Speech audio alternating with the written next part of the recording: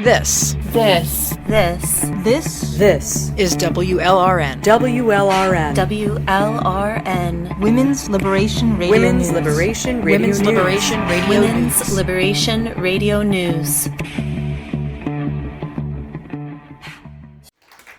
I just wanted to bring up as well with our internal system for grievances, or if we have complaints, because you're probably interested in that. And also Joey was talking about trades and programs in schools from back in the day when she was in, but that's because the government helped us have those programs back in the day. So in our penitentiaries today, we don't have any trades, we don't have education, we don't have anything to give us the skills to go back out. And we were discussing this morning, Fraser Valley has the dog program, but they've cut back on it a lot now, so it's not as good as it used to be. But why don't we have a rescue dog program in all the female institutions? We're in there. Why can't we help these animals? And it helps us, right? Because they're therapy, they can be therapy dogs. Why can't the women go out and work at the shelters in the community rather than sit inside the prisons all day? Yeah, why can't we have, say, an auto garage and learn to be mechanics and have it free to the community so that we are practicing restorative justice, right? We're doing our time, but we're learning skills and we're giving back to the community at the same time. There's no reason why they do not have this in our prisons. We are there long enough and we are learnable, right? It just really frustrates me that they have nothing productive in there when they're saying we're here to rehabilitate you and we're going to release you back into the community. Well, most of these women that come in don't have any education or any school. So it's super frustrating because P4W had these programs, and when they closed P4W down, they wanted to build all these regional prisons and they were going to be so much better. But that's not what happened at all. And our internal grievance system. So it's internal. So when you have a complaint against your parole officer or your primary worker, who is a correctional officer, it goes through your case management team. Well, that case management team completes all your paperwork. They approve your visits. They approve your escorted temporary passes. And they also have to write monthly reports. And you need them to support you to get parole. So if they're not doing their job and you complain, then the repercussions come back on you because it's internal and nobody is from the outside intervening on it. So nothing gets done. Paperwork gets lost and there's nothing that you can do. I don't understand why there's so much going on inside that is preventable, that can rehabilitate us. So what are we even doing? We're just mass incarcerating people and making them worse than they were when they first came in. Why do we have 42% of Indigenous women in our federal prisons? What is going on? What are they doing to help them? Nothing. And it's actually extremely frustrating to even talk about any of this stuff because there's so much that is wrong inside. So most people think that we live for free in prison. That is not true. We have to pay room and board. So we work Monday to Friday and we get paid $5.80 a day, okay? They take 30% for room and board and cable. All of us pay $15 a month for cable, even if we don't have a TV in our room. So they're making $30 a month off every single prisoner in there. You're telling me your cable bill is that expensive? You need to switch providers. Come on. So where is this money going? And why are we still being paid the same amount from 1980? That's what I don't understand. So you're going to work all day and make $5.80, and then you want to charge us for room and board. It's crazy. Again, why aren't we in the community working and making a real wage, and then they can charge their $30 if they want? We should be able to work in the community. There's no work programs for women. at all. There's still, some work programs for men where they get to go out and work, and there's nothing for that for the women. We don't get to leave the institution to work, and if we get to leave the institution, it's maybe for an AA meeting and then your strip search before and after you leave. So do you want to get sexually assaulted twice to go to a meeting or to work? It's, you know what I mean? It's just, again, like I'm going to say 100 times probably today, prison is an environment for women, and it's not an environment for us to heal, whether it's working, whether it's schooling. We should be in the community accessing these. Why can we not have women on passes out to school and out to jobs and out to real counselors? Because when you have a counselor inside jail, it's the same as talking to your PO. They write all the same reports and your PO has access to them. So no offense, I struggled with mental health inside prison and I didn't get help in there because I didn't want to go tell my PO, hey, I feel like shooting myself today, because I would have been locked up in SAG even longer.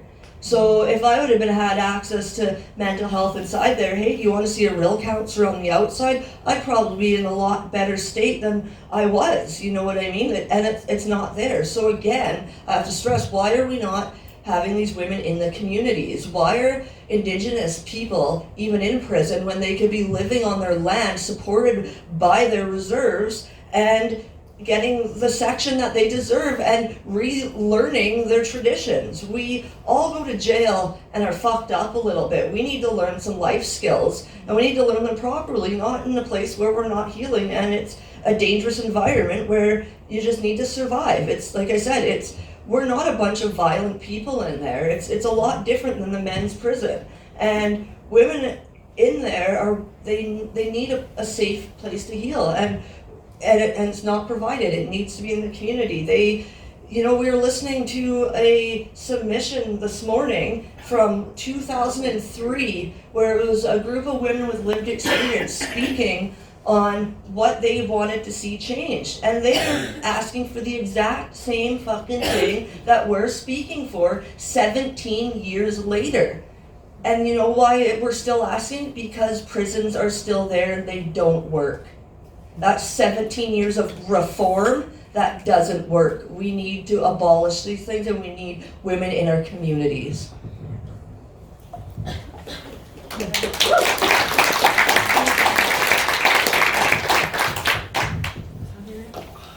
All right, so we'll open it up for questions. One thing that I forgot to mention at the beginning is all three of these women are from out of town, and they've all traveled here, so they've obviously incurred expenses. We tried to keep this affordable by only charging $5, but we have a tin at the back, so if anybody is willing and able to throw in some money to help cover costs, that would be awesome. So I'm going to be totally unprofessional right now, but I just drank this whole coffee and I really need to go to the bathroom, so they can answer my questions. Does anyone have questions if you want to come up? I have a question. When you say you work Monday to Friday, what kind of work do you do in prison as a job? I'm just curious. I can imagine you do a lot of maintenance and things around, but... So for myself,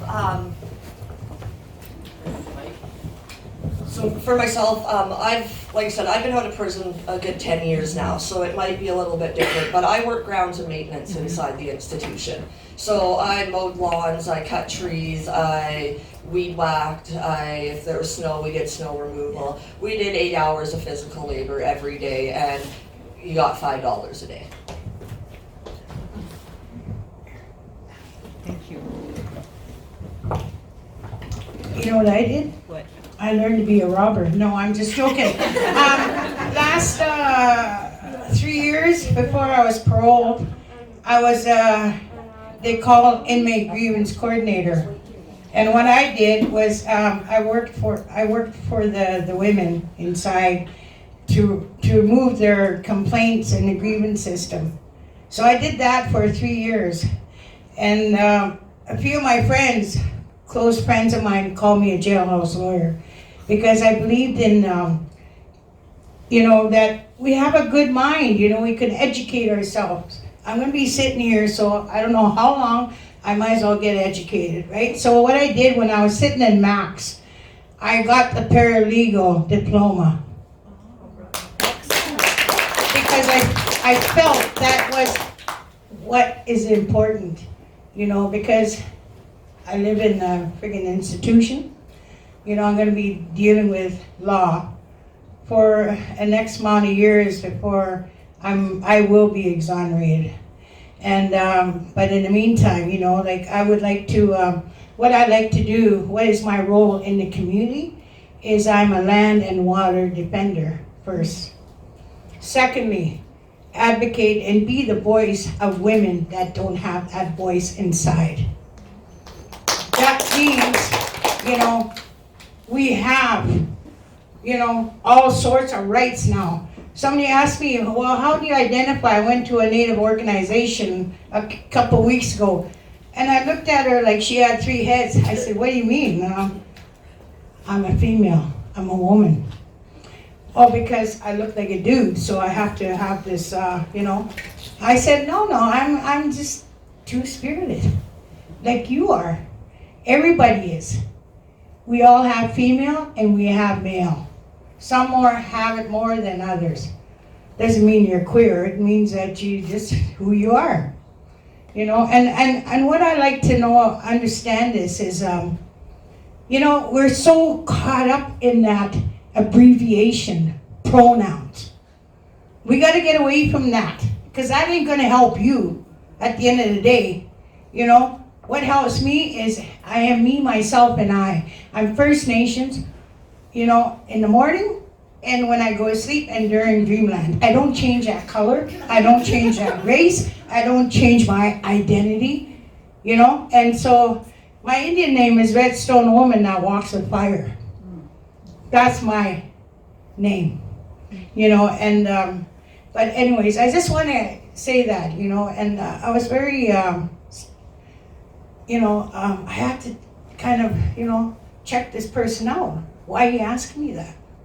So, you know, I think we need to get away from that, you know, and start unifying each other and put your differences at the doorway. You know, if you're going to come in, have that open mind and that good understanding, you call that good spirit, or else nothing will work. If you put one bad apple in that basket of good apples, what do you think? That one rotten apple is going to contaminate and make the rest of the apples like garbage, right? Same thing with humans.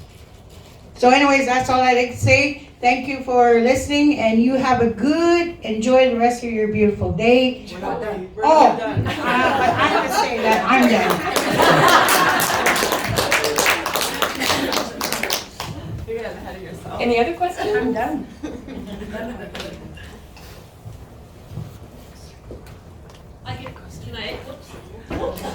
Can I ask it from up here? Can you guys hear? I was just gonna say, Yeah. you've all been in federal prison, right? Pardon? You've all been in federal prison? Well, we had to go through provincial to get to federal, yes. Okay, because, yeah, I was wondering if there are real differences between the federal and the provincial. Yeah, there's tons of differences actually between federal and provincial, and we kind of were having a conversation about this morning.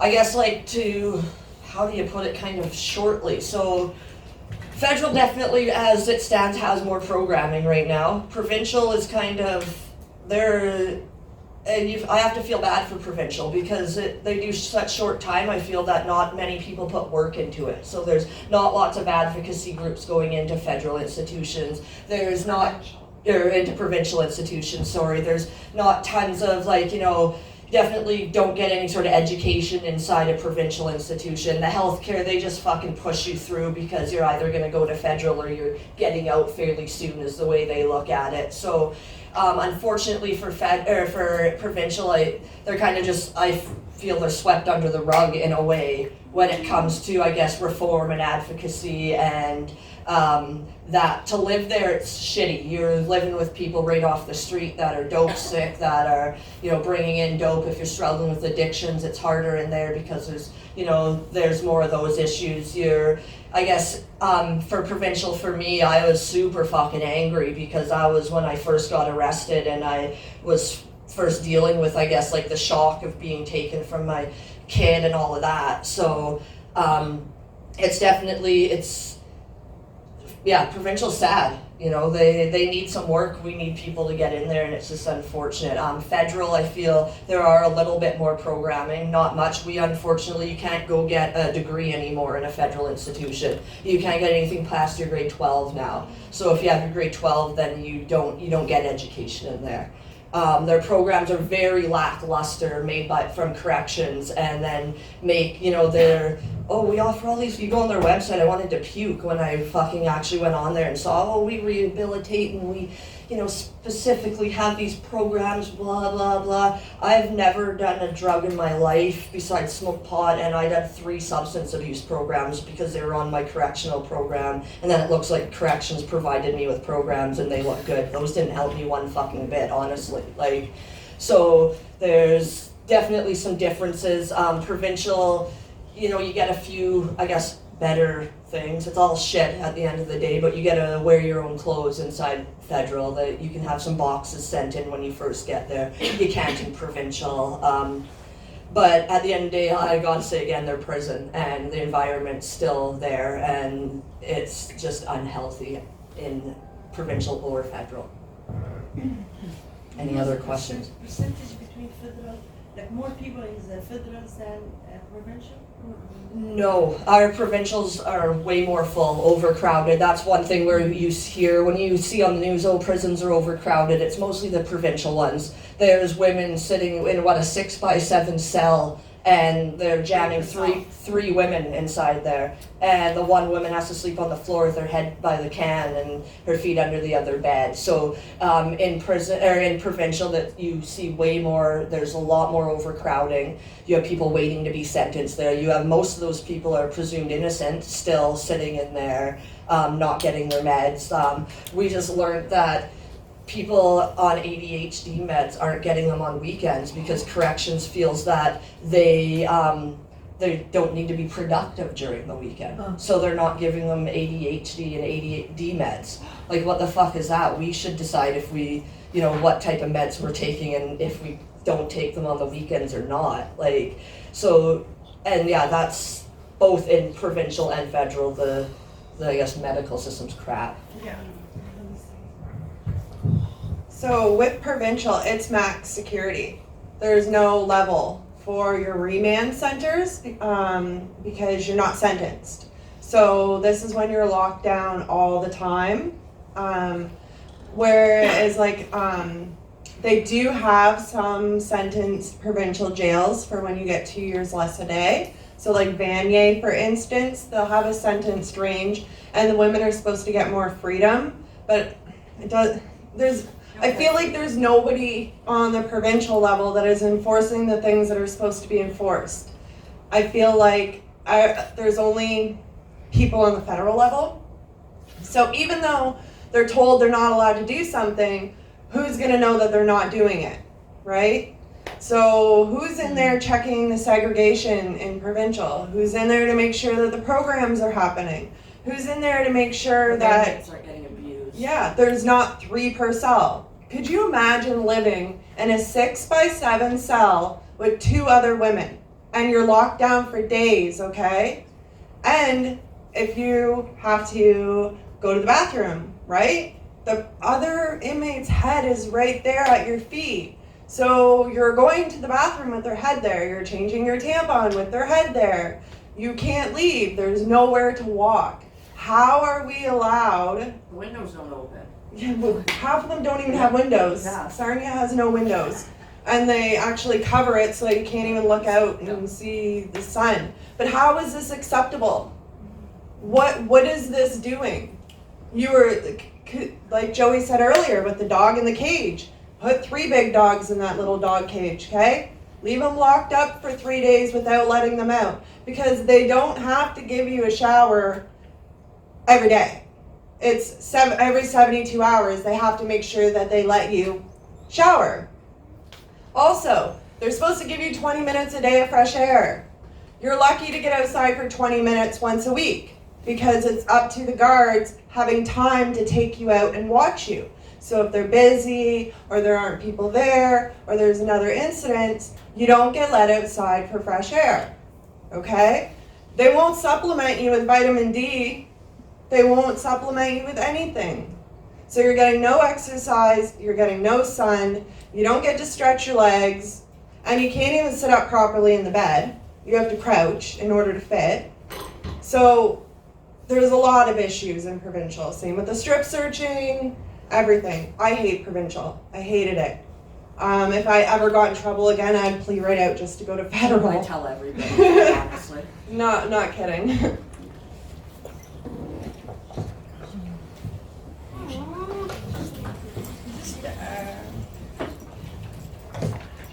In 1980 in Saskatchewan, was a big movement. I was telling the story of women behind bar. I was graduate student at University of Saskatchewan, and that's 1980. That's almost how many years now? Almost 40 years, 39, 40 years. And you didn't see any improvement since 1980? That's what I don't understand. The other issue is I am a retired public servant, and we used to do research to help marginalized people. And marginalized people or people at risk for us was people in prison, younger teenager, youth at risk. And unfortunately, we can't get enough fund. We don't have enough support to get fund for our research or helping or doing public health policy regarding the marginalized group or marginalized women. I wonder if this kind of talking around can raise the awareness, and also we have a chance to talk with the federal people, with public health, with Health Canada, all of these people involved in research, Statistics Canada, they involve in research regarding marginalized people and marginalized group, but we have hard time getting the fund, we have hard time getting approval of our projects. So I wonder if you can have access to federal researcher. Yeah, Unfortunately, I agree. There's total lack of funding for research for women on release, and I think it's quite interesting, because then we've got to talk about the numbers it costs to incarcerate somebody. Well, I was incarcerated, and I know the rates have probably went up, but the 1 year that I was incarcerated, it cost them over $300,000 to keep me incarcerated in segregation and max security. $300,000 for one inmate. I know inmates that are women, sorry, I shouldn't say that they've cost corrections up to $1 million a year to house them. Women that should be in facilities getting mental health help, rather than sitting in our fucking prisons. And you go to look at the statistics on what it costs to house somebody in our community at a treatment facility. It's something along the lines between $40,000 and $80,000 a year.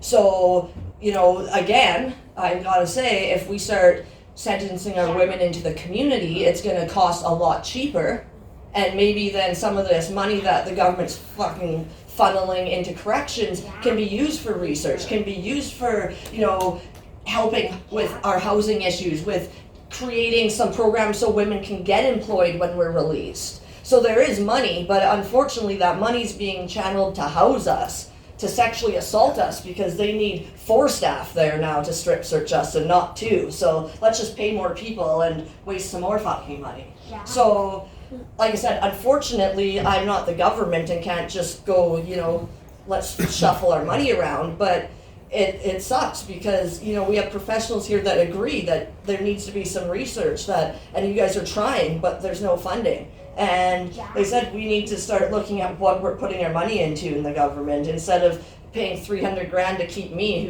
I'm a pretty cool person, I think, incarcerated, what the fuck are they doing with that money? It blows me away. I had no idea the numbers until after when I started doing my speaking and I started looking at statistics. It's actually insane the amount corrections spends to house somebody and to abuse and leave them worse. And this is my son. He really wanted me to mention that I have 2 kids, not just the one. I actually was pregnant with him while I lived in the halfway house. So he's my son Drayden, and he just wanted me to, give him a shout out. So that's great. Is there any more questions? So not professional.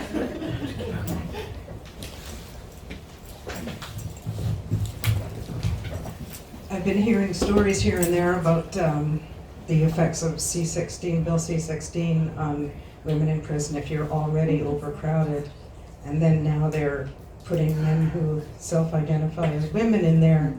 How much more dangerous that is for you, especially when they're violent sexual offenders. I hope you can speak to that, please.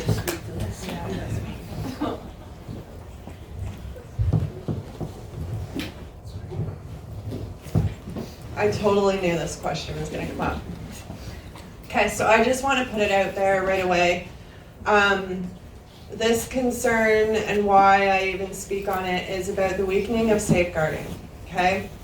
When we weaken our safeguards, it opens the door for predators. And in no way or shape or form am I saying that with Bill C-16 that all those people are predators. But yes, there are issues in the women's institutions right now with people taking advantage of the lack of policy with CSC. They only have 5 aspects to consider for transfer. And unfortunately with the amendment made, even when they try to deny on those aspects, they're brought to court. And there are women inside that I speak out for about it because there has been assaults. And I worry as well why I keep trying to push either let women out and into the community or make sure they're safe inside. Because like we said, there's not a whole lot of there is no trauma counseling. There's no individual counseling. There's no helping the women through their previous traumas. And then we have people that are taking advantage and piggybacking off the loopholes in that amendment to enter a female institution. And unfortunately, a lot of them have been charged with sex crimes. And it's a conversation that nobody wants to talk about because they're emotionally involved in it. And a lot of people just assume that you're painting everyone with the same paintbrush. And that's not the issue. The issue is I'm a woman, those are my sisters, I've experienced it myself, and whether or not it's a tough situation or you're afraid to hurt someone's feelings, you gotta remember that there are women being victimized, there's women being hurt, and nobody's saying that trans individuals in men's prisons aren't affected in there either. Nobody is saying that. But the solution isn't just to have an open door policy into the women's institution.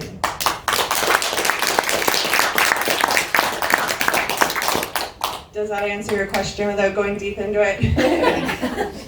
Yeah, people are so afraid to use, regular common language because people are being sued for misgendering and you're like automatically being called names like being a TERF or you're Transphobic. transphobic. And when at the end of the day, that's the least thing. We actually just are women that want to protect these women from sexually predatory men that are using this as a loophole. And it's happening. Back in my day, I did time with trans people that have had the surgery, no issues. CSC used to have that, so to protect that, yes, trans people are still welcome in the women's prison post-surgery. No fucking issues with any of the 3 women. I attended one of their weddings. You know what I mean? But now they've changed with this whole self-identification thing in Bill C-16, and men that have sexual assault charges against children and women are the ones applying. Of course. As the self, and being like ostracized online. We're being, cut off from organizations where, and it's sad. It's truly sad when, again, no offense to anybody, we are the fucking experts on prison. We have women calling us and speaking to us about abuse, of letters, of these men that are sexually assaulting them, and corrections is okay with it. Corrections is handing out the fucking morning after pill in women's institutions. What the hell? But they won't hand out your ADHD meds on weekends? Something's wrong. And it has nothing to do with trans people at the end of the day. Because these are men that want to abuse women. And it's sad. We need to have a safe, open discussion, and we need to come to an agreement on both sides, because until then, women are just going to keep getting abused. Women are going to be, like you said, taking our bed space when it's already overcrowded, our parole beds when it's already overcrowded, and there's women that wait months to get out after their parole date because there's no fucking bed. And now we've been for years, for the past 10 years, I've been fucking fighting for us women to have different rights than the men. And now they're just letting them in. Now these women's institutions are going to be more secure. I stand here and say, oh, women's institutions, we're not all violent. Now they're putting violent, sexual, predatory men into these institutions, and now they want stab-proof vests in women's institutions. They want firearms in women's institutions. We don't have that stuff. We're working backwards. It's fucked. And like I said, it has nothing to do with the whole trans society. That's fine. But you cannot let men into women's prisons. These are vulnerable women that have been fucking abused. Thank you.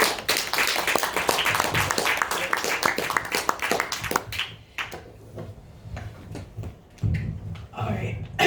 Anyways, I was at prison for, right, 20 years.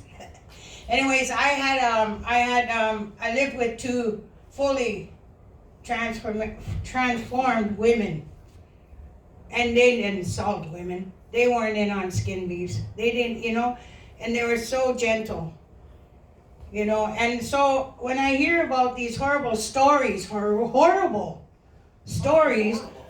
terrible, violating women inside a prison, the first thing is safety, right?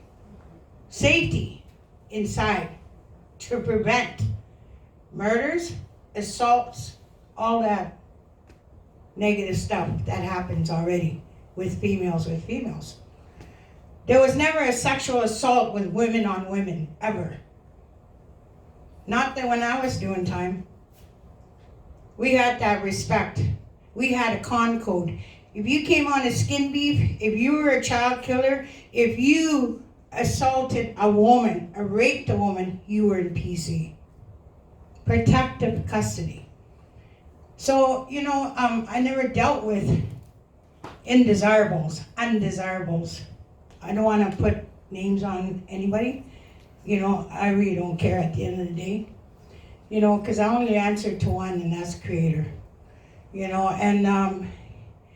But it really saddens and it breaks my heart when young girls are being brutalized by these self-identified females, trans. I have trans in the community of Toronto.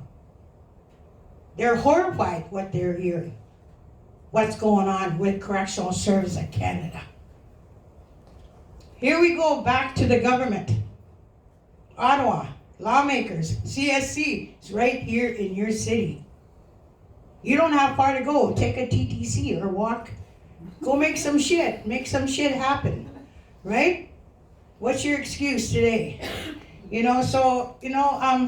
But without our truth, we wouldn't be standing here today. Because this is the real talk. This is not something we dreamt up. Oh, I think I'm gonna make me sound good today. It's not about that. It's about respecting one another as women. Women. I have brothers too, but they act like men. There's a difference. I have 4 brothers, 4 sisters. I'm the only one that's two-spirited, more so than all the other siblings. You know, and Creator made me special for a reason, so I can see that 2 visions. That's a sacred gift. But does that give me the right to go rape her or rape the man over here? Does it? No. So, you know what, I have to, we have to break down this, this fucking thinking process. A turf? What the fuck's a turf? When my friend told me a turf, I said, what the hell's a turf? I've been called every name in the book and it wasn't a turf. You can call me all the names you want. At the end of the day, I know who I am. And at the beginning of the day, I am Joey Lynn Twins, red stone woman that walks on fire. And I don't disrespect any culture, race, man, woman, dog, cat, whatever. I treat everybody the way I would like to be treated. And that's with respect. And when the women are living in fear inside, it could be your daughter sitting there, or it could be your sister, or your aunt, or you, or your grandmother. Would you want to live in fear? I wouldn't. If I was to be sent back tonight to GBI, I don't think me and them people couldn't see eye to eye, because ain't no way I'm walking in fear. Because if I have to defend myself, I defend myself. But there's women that don't have that power because they're broken down already. They cry themselves to sleep in their little rooms. Because women have hearts, their mothers, their sisters, their daughters of someone out here. And they're young now. They're 18 years old going in that system. It breaks my heart that they have to go through this sexual abuse inside. That's the thing. Sexual abuse. No means no. Thank you.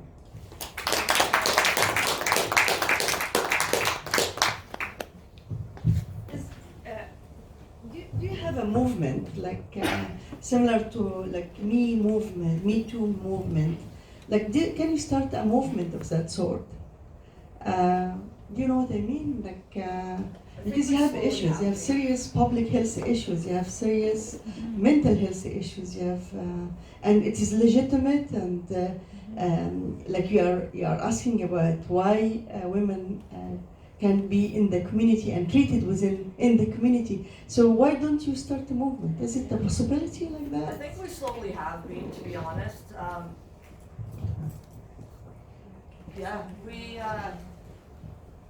I think that's a reason why all of us are up here, actually. We have some allies in the community for sure. Last year I did a big movement across Canada to end strip searching, and we did we had our hashtags. I actually stripped butt naked downtown Vancouver to prove a point how degrading it was to be. But that was across Canada. And I think Joey and Heather and I and some other people, we've been really grinding our gears together to get more of a movement out there. And so hopefully once all our ducks are in a row, you'll see, I guess, some more of us 3 together trying to get our voices out there to get something going, because once we start, maybe we can get more people in the country involved. And like I said, we need some allies. It can't just be all lived experience women. We need allies out there. We need the professionals to be on board to understand that, at the end of the day, it's, we need to conquer this fucking issue as a group and not just all alone. So hopefully, like I said, there'll be more of a movement. I think now with our government, we're able to step up and bring out our movement. It was a lot harder back when the Conservatives were in for any of us probably to speak, but now I think is our time to shine, and we're gonna just get out there and speak as much as we can and start this movement more.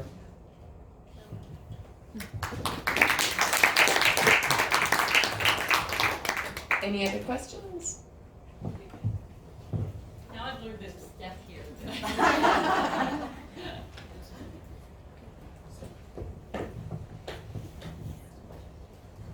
You just mentioned the Conservative government, and I was wondering if during that time that there was a noticeable cutback in what was available, because I know the thing with the prison farms was just a Oh, the a prison tragedy. farms, 100% with, I was in prison when the Conservatives, oh, were you still asking a question? That's okay. But yeah, there's tons of cutbacks when the Conservatives came in. Just like education, the farms, the programs. We were talking about the dog program earlier. That was an amazing program where women were able to get training to train rescue dogs. The women had the dogs in their cell. They were bonding. It was amazing. That got cut back. But I guess the main thing for me is they cut back on the First Nations. They took away our elder from Fraser Valley Institution when the Conservatives came. And that was huge. They started way less funding to the Pathways House. And that program was one of the better programs in there for the women to learn. And yeah, tons of cutbacks for stricter, less health care, harder sentencing, the mandatory minimum.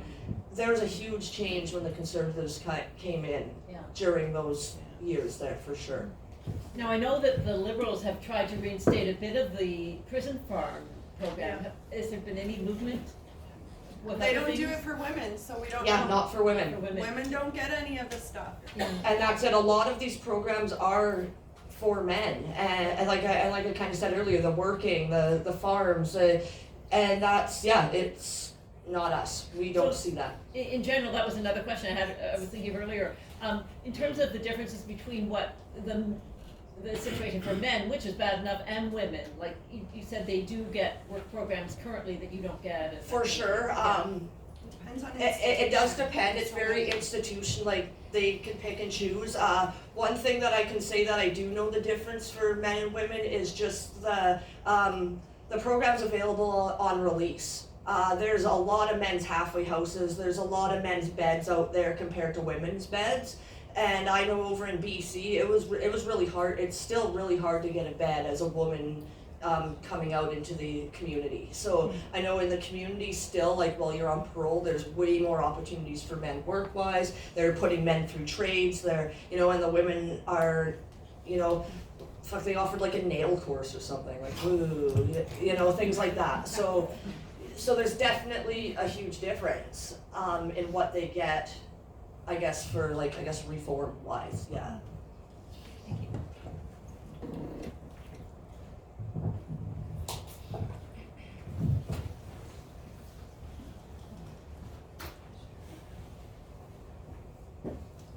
Hi.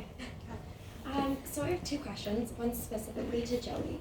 So you opted out for a jury trial, essentially. So did you feel like there was anybody on the jury panel that was representing you fairly, as in anybody from First Nations or Indigenous people?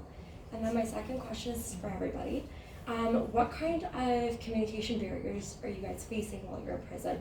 So for example, there's a lot of addictions and a lot of mental health illnesses, and you aren't provided with programs. So do you feel like you have enough opportunities where you're giving, for example, you're able to kind of call somebody from the outside, like helplines?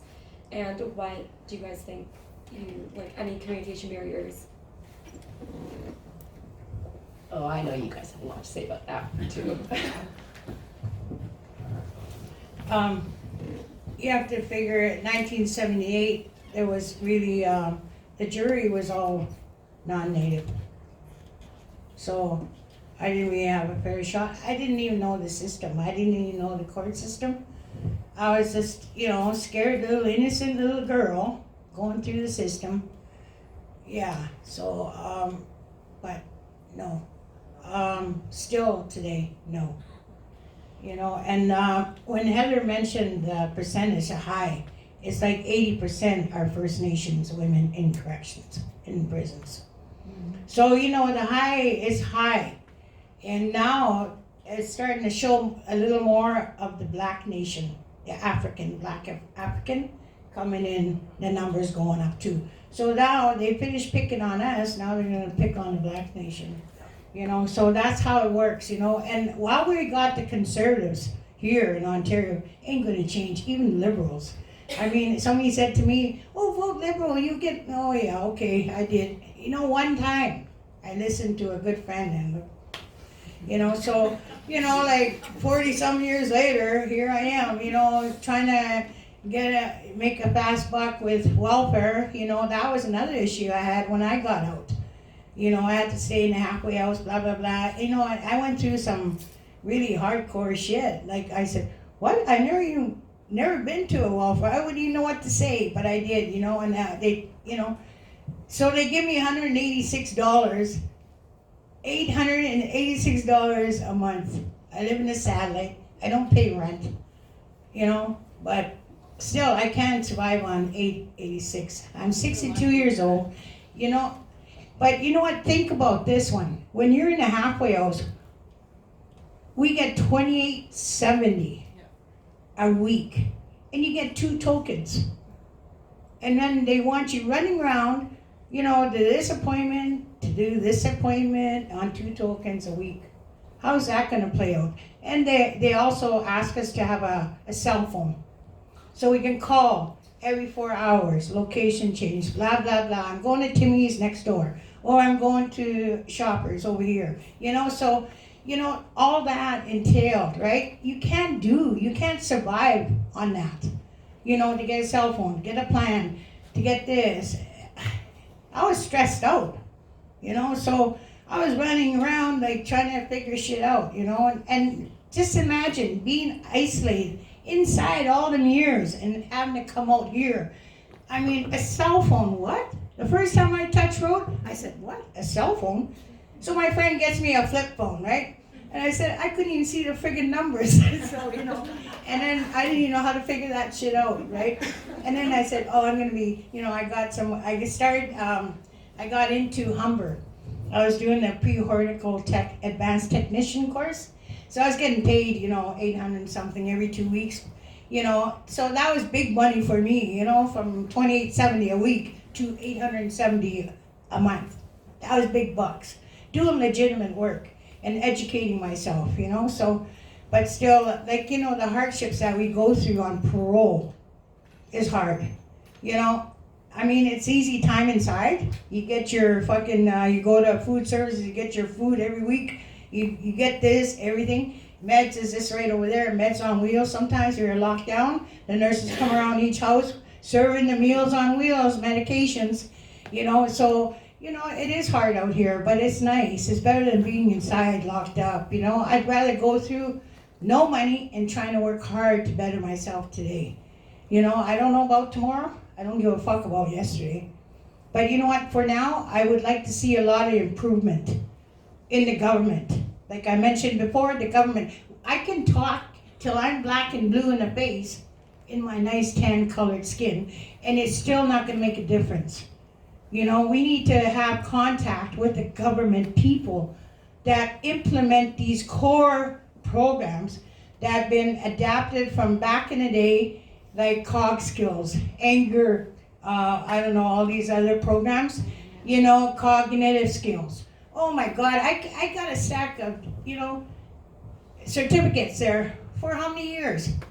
And I'm supposed to be changed, right? I just go see the board, yeah, you know, whatever. You know, I get parole. You know, so they just changed the names of these programs. Now, it didn't friggin' help me 20 years ago, or whatever, 40 years ago. You think it's gonna help me now? Because you change that name? Or you tweak it up a little bit? How do you do it on a computer? You know, all these analysts and all these people that do these surveys that come into fucking GBI and all these other joints, they just ask you a question. Well, what do you think about this? I said, what? You just asked me 20 years later what I think? I told you. You know, like, wow, what are you going to do with them questionnaires when you're done, when you leave this institution? You file them under G? Or where do you take them to? You see, those are the questions that we need to hit. We can come here. I didn't come here to bitch. I'm not a bitch. You know, I don't like to whine and complain about my aches and pains and all this stuff, what's going on in my head. You know, I want to give you facts, and I'm going to give you facts. You ask me something, I'm going to be honest with you. You know, what I know, what I've seen. You know, not based what my best friend told me yesterday. You know, so, you know, I admire these women's strengths, you know. It takes balls to get up here and tell your truth. Ovaries. You know, so, yeah, you know, ovaries, sorry. You know, geez, what is that? Oh, my God, oh, yeah, communication, what? Communication, there's only one communication, that's not what it means. I think that was prostitution, wasn't it? What are you talking? Okay, so with communication inside, with the outside world, so provincial is hard. Good luck, you're always locked down. There's usually 2 phones for 30 girls. If they're even working, half the time they're broken. So you get released, like from your cell, not released from jail. And you have to fight over the phone. You can only call people collect in provincial. So a lot of people don't have house phones, so it's a little tough. But in federal, you have an approved calling list. So there are some 1-800 numbers like CAFE and EFRI and like PASAN, like all these organizations where they'll have a 1-800 number that you can call. But the institution has to approve the number to put on the payphones in each of the houses. And then in order to call your family, they need to be put on your calling card. So in federal, you get your own calling card. Everybody's number has to be approved to be put on it, or else you can't call them. And that same goes for anybody that like sends you in money, or even goes to send your boxes in when you first get there. They have to be approved and on your list. So communication with organizations and family is extremely difficult in provincial. And we're actually fighting like the Let's Talk Bell, where we were like really speaking out about it and trying to get better phone service for the prisoners in provincial. Because Bell is making a fortune off of prisoners' families and prisoners to make calls out to lawyers, to maybe your landlord or your boss, right?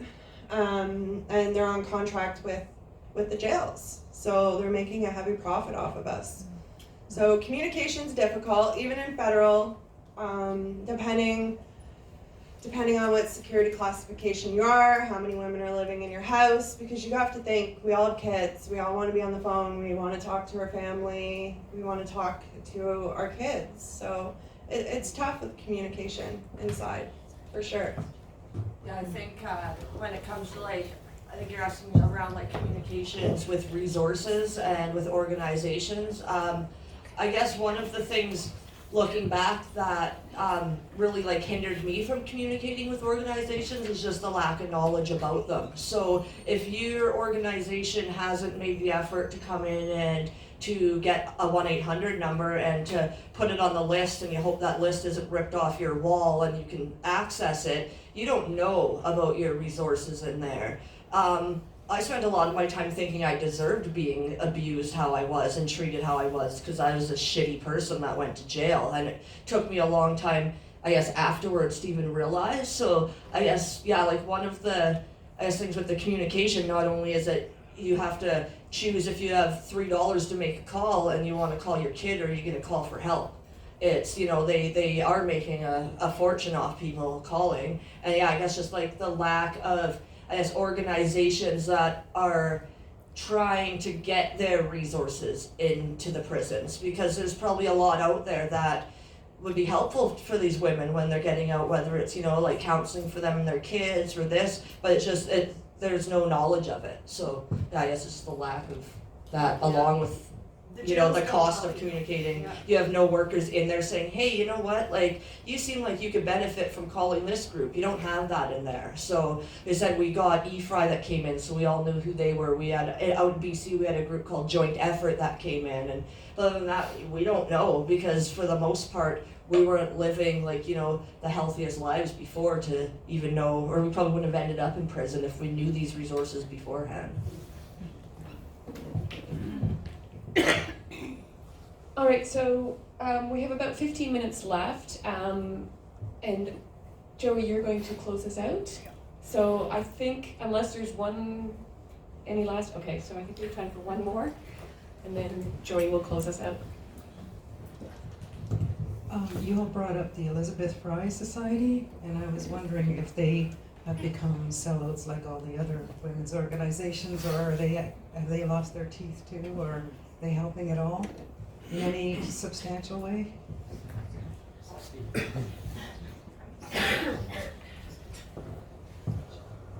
That's a really loaded question. And I just want to speak quickly on it, and then I'll pass it to Heather. Elizabeth Fry helped me more than any organization ever has. This, again, was 12 years ago. They were the only halfway house in BC out of the 4 or 5 there that accepted me, and they gave me a lot of job skills, and CAFES gave me a lot of experience speaking, so I'll forever have respect for that. And I'm not gonna smack talk another organization at a public event. And so I'll just leave it that I've just recently stepped down from CAFES, and that was a hard decision for me. I stepped down earlier this year, and it honestly broke my heart. It was like I lost like I said, I thought that I had a really good bond and sisterhood within the organization, and unfortunately that was lost, so I decided to step down. With that said, I do have a huge hope that one day they can find themselves again, and we'll be able to, you know, work within, you know, the same, like, you know, as allies with CAFES. But until then, right now, I'm not speaking on behalf of them anymore, which when you Google me, there's probably lots. And yeah, like I said, it's sad, and it broke my heart, for real. I agree with Alia. I'll forever be thankful for the Elizabeth Fry Societies. They've helped me so much. They still help me. I still go to their halfway house and have dinner with them, and they've supported me through my release back into the community. They're actually who gave me the opportunity and kind of pushed me to speak out and be an advocate. And if I didn't have them in my life, I wouldn't be where I am today. Same with CAFES, giving me the opportunity to speak about things. But I agree with everything that Alia said. There's just some things that I don't really agree with that are going on, but I'm hoping that things can change, or we can talk, or we can figure that out. But yeah, that's all I'm gonna say too. And now we're gonna close this beautiful day out with Joey Twins. Shit question, but I'm really big cut. No. Hey, I usually joke around. I say I'm Joey Springer. I like to walk around up and down, you know. So, but anyways, there's a question. We have time for somebody wanted. Somebody, okay, whatever. Anyways, oh, there you go. There's a lady in the white over there. I can yell. Oh yeah. I don't know if I have time to answer it because it's a bit of a loaded question, but what happens to the children of the women who end up going through the system? So the question is, what happens to the children of the women who go through the system? A lot. So some of them get to come into the system with us. That was one of the things that they fought for back in 1990 when they were opening up the regional facilities, was to have a mother-child program, which meant that if you were pregnant or had a child and you were good, you didn't have violence, yeah, you didn't do this, you didn't do that, then they could come and live in the institution with you. So in Grand Valley, we have them up at the minimum unit, which is kind of up the hill from main compound, and they live there full time until they're 4. Then they start going to school and can live there part time. But for our children outside, a lot of them end up in foster care, adopted out. Unfortunately, a lot of women don't have family to take them on, right? And in today's day and age, it's typically a single mom, right? I was fortunate enough to have both my children. I gave custody to my family, and they're being raised by my family, and I see them all the time, and they have an amazing people that take care of them. I was fortunate. But another thing that really angers me as well about all this is women are the fastest growing prison population. We all have children. Our family are taking on the responsibility of raising our children. Yet there are no support systems for them. There is no advocate for our family and children.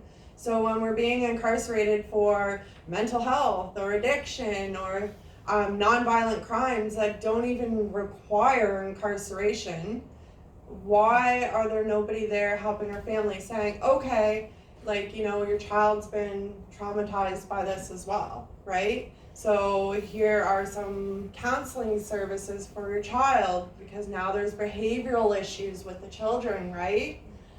In school, acting out, and nobody is there to point them in the right direction. So now they've just taken on a child, or they're gonna have all these other issues with trying to get them to adjust into their family. Are they gonna stop working to be able to provide and be home, or all of these issues? And there's no community supports for the family. There's nobody calling my mom and saying, okay, this is how this works. She's gonna be transferred here. You need to do this, this, and this. So my mom didn't know, like, about when I was gonna call, or how long until I got there, or about the boxes. Something as simple as the boxes, like to be able to send them in. There are so many things that lack for our family and our children. And I wish that somebody would think about those people as well when you're incarcerating mothers. Because just because you throw us in jail, we affect so many other lives that people are not even taking into consideration. I just wanted to add too, that basically everything Heather said, but it was 14 months before I had a visit with my son. 14 fucking months when he was 18 months old at the time. It was devastating. The kid was a different kid when I saw him. Yeah, I went 22 months without seeing my daughter or talking to her. Okay, we're gonna close this event.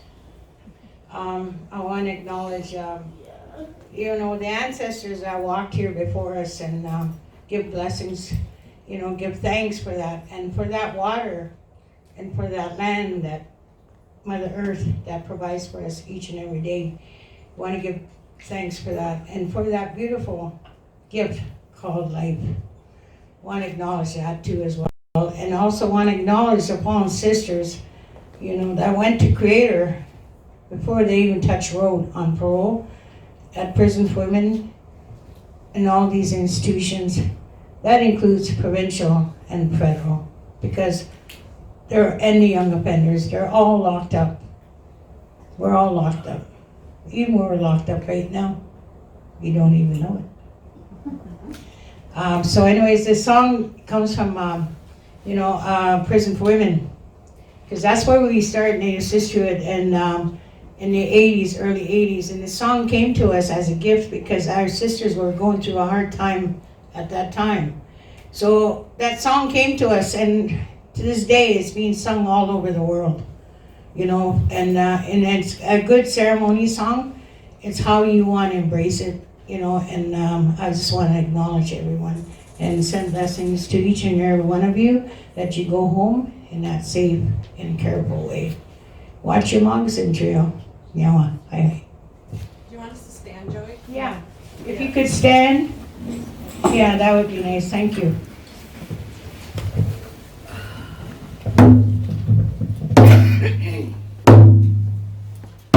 If you know the song, you can go sing.